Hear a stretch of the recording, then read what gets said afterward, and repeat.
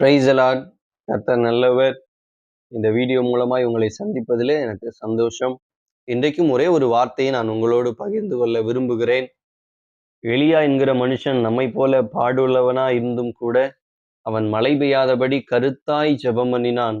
தேவனுடைய ஜெபத்தை கேட்டு அந்த தேசத்தில் 3 வருடமும் 6 மாதங்களும் மழை பெய்யாதபடி கட்டளையிட்டார்.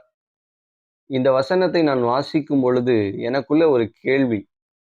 இந்த வேதத்தில் எழுதப்பட்ட ஒவ்வொரு வார்த்தைகளும் ஏதோ ஒரு காரணத்திற்காக, ஒரு நோக்கத்திற்காக, ஒரு வசனமும் அதனுடைய இன்னொரு வசனமும் ஏதோ ஒரு இடத்துல இணைக்கப்பட்டிருக்கும். அதற்கு ஏதோ ஒரு விதமான அர்த்தங்கள் கட்டாயம் இருக்கும் என்று நான் விசுவாசிக்கிறேன். அதேபோல இந்த வசனத்தை நான் தியானித்துக் கொண்டிருக்கும்போது ஒரு காரியத்தை ஆண்டவர் ஞாபகப்படுத்தினார்.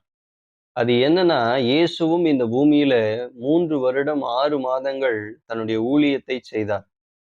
இதிலிருந்து ஆண்டவர் நமக்கு என்ன கற்றுக் கொடுக்க விரும்புகிறார் என்றால், அந்த தேசத்துல 3 வருடமும் 6 மாதங்களும் மழை பெய்யாமல் இருந்தது. எலியா ஜெபம் பண்ணினான். அதற்கு பின்பதாக அவன் கர்மேல் மலையின் மேல் பலி செலுத்தினான். அங்கே மழை வந்தது. அதே போல கொல்கதா மலையிலே இயேசு என்கிறவர் தம்மை தாமே பலியாய் செலுத்தினதுனால நமக்கு ஆசீர்வாதம் என்கிற மழையும், ரட்சிப்பு என்கிற மழையும் அவரை நம்புகிற பிள்ளைகள் மேல் அளவில்லாமல் இன்னைக்கு வரைக்கும் பொழிந்து கொண்டிருக்கிறது.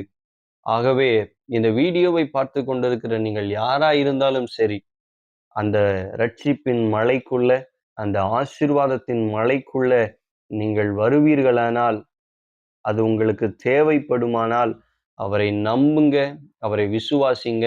கர்த்தர் உங்கள் மேல் ஆசீர்வாதமான மழையை வருஷிக்க பண்ணுவாராக. ஆமென்.